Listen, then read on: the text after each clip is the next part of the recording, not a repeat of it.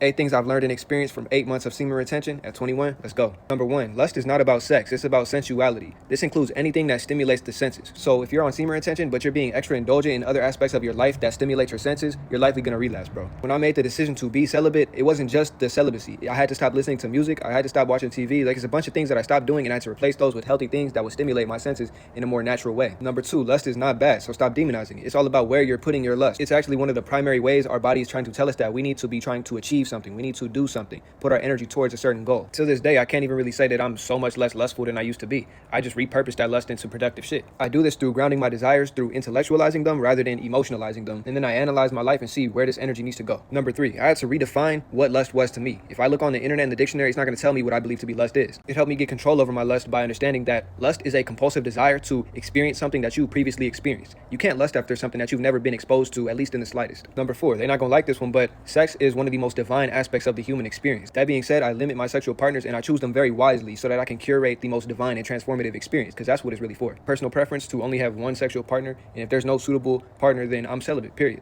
That's what I'm doing right now. Number 5, piggybacking on the last one, my standards have gone way, way up. Like, when in my teens, I used to have this 8, 9, 10 rule where I wouldn't mess with a woman who was not an 8, 9, or a 10. But it's like, that would be aesthetically, physically, and cosmetically.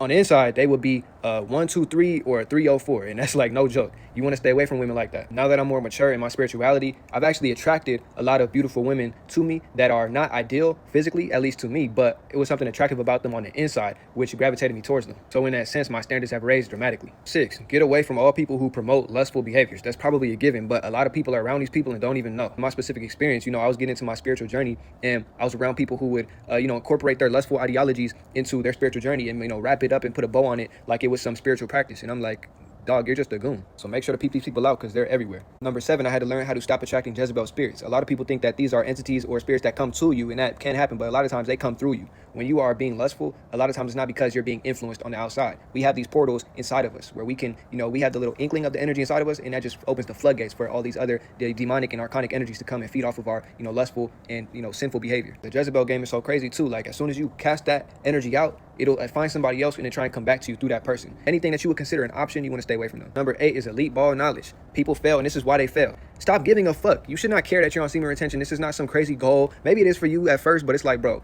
the main thing you need to stop doing is counting the days. When you're still counting the days, you're still keeping your mind in that cycle. You're still attached to the thing that you used to do that you don't do anymore. When you just go celibate, semen retention, and stop caring, you're not counting the days, you let that energy go. When you fail, but you were counting the days, it makes that shit seem even more humbling, even more hurtful to the spirit. When you don't really give a fuck like that, you can fumble and then get right back on your shit. The other way, a lot of people spiral out because they got too attached to the journey. This is supposed to set you free.